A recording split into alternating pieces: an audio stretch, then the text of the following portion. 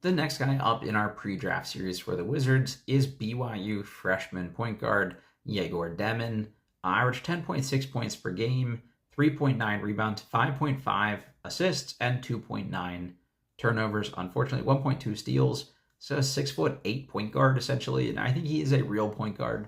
There are a lot of times where it's like, okay, this guy is a point forward. You let him grab and go in transition, but he's not really going to be your orchestrate offense guy.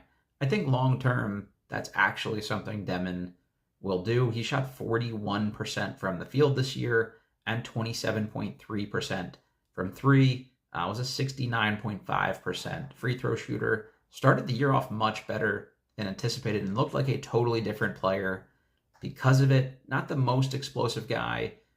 Physically, Ozzy has great positional size there, but he has to shoot it. It's sort of the Denny thing where like it opens up so many things for him if teams have to like respect him as a shooter essentially. So when they were doing that early in the year and the scouting report wasn't really out on him, I think the things he was able to do with the ball became even more impressive.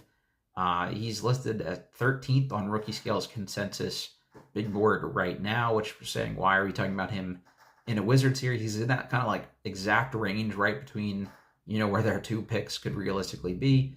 I don't think he falls to 18. To me, if anything, this is a guy that will probably rise into the top 10. Already hearing some scuttlebutt from people, in the know on some draft stuff that he's having like really good workouts as, especially as a shooter right now. So if that's the big question mark, and teams buy the shooting, I think it becomes so much easier to buy all the other things. Again, I mentioned the 5.5 assists per game to about 3 turnovers. You can live with that, that percentage, not quite 2-to-1 there. So, solid, but not amazing. But over time, I think with better teammates and things like that, with more space, he'll be able to drive a little bit more effectively. So 10.5, 10.6, whatever he was, points per game is not the most impressive, but you make a couple extra threes a game, get you up to mid-30s%. And all of a sudden, I think this is a different kind of player we're talking about here. So I think some team will be sold on that. The Wizards have valued positional size.